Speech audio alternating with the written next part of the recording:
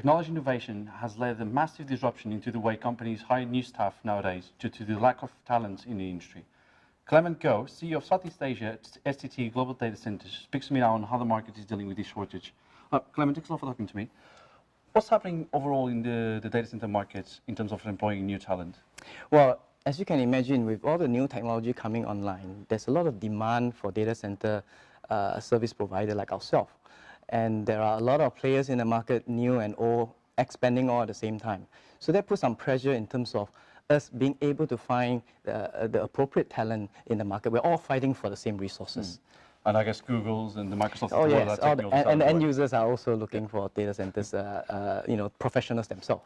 So what do you think the industry could be doing more to help curb this effect? Well, first of all, it's a good thing because with more demand, a lot of the market leader like ourselves, we are working with government and institution to make sure that we have enough talent from school coming out to serve this market. So we are providing feedback to the different government agencies to make sure that we get the new batch of engineers trained to be ready for data center operation. And of course, there are sunset industry in the manufacturing, for example, in manufacturing sector, for example, some of the people from wafer fab, they are cross-training to come and serve this market that we are growing in. So we are taking talents from other industry, adjacent industry, so to speak.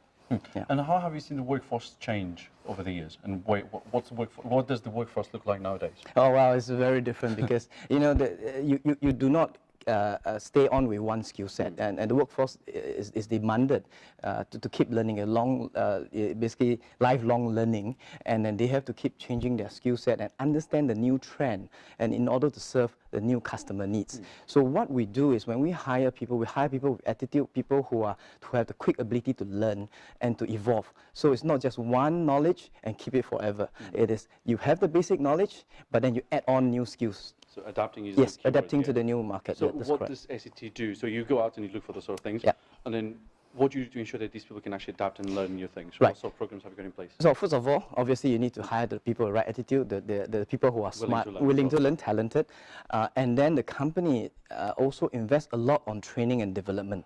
We send our people out for training. We reserve a huge HR budget for training, and it's training across the board, technical skills as well as soft skills. That's our investment on the people. And then in terms of the company and the expansion with your data centers and everything else, of course you have a big presence in Singapore and around Southeast Asia and a lot of Asia. What's next? What are you planning? So our philosophy is very simple. We go where our customer wants to go. We are very close to our global customers, the global cloud service provider. They share their plans with us. Obviously, we are already expanding in our existing market. But for new market they are going into, we are also jointly doing this business development to look at possible expansion in those new markets. So we basically looked at the demand of the trends in Southeast Asia, where I operate in. When I look at the growth countries in the region, typically, of course, Singapore will continue to grow as a hub, but we are seeing more and more growth going into Thailand, which is why we are building a data center there, and we are seeing a 35% growth in Indonesia, so there's a possible location that we are looking into. So across the region, that's what we are doing. Okay. Some of the hottest topic conversations at the moment in APAC is the new data sovereignty laws across many of the countries in the region, especially if we're talking about India, Philippines, and all those sort of things. It's said that 94% of Indians' data is stored in Singapore, for example, which will disrupt the business of Singaporean-based companies. Have you started to feel that disruption, and how are you preparing for that? I know you mentioned you're building data centers in Thailand, for example, but do you have plans to go into other markets like India and everything else?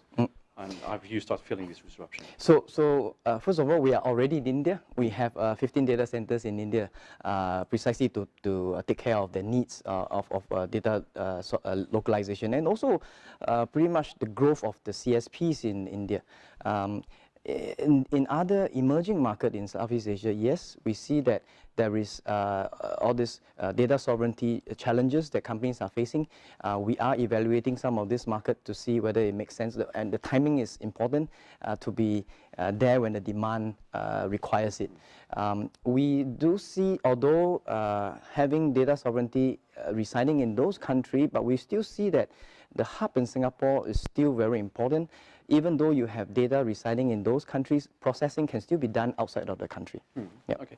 And then we are at Edge Asia 2019, so it's the first of the Edge Series Congress that we have in Asia.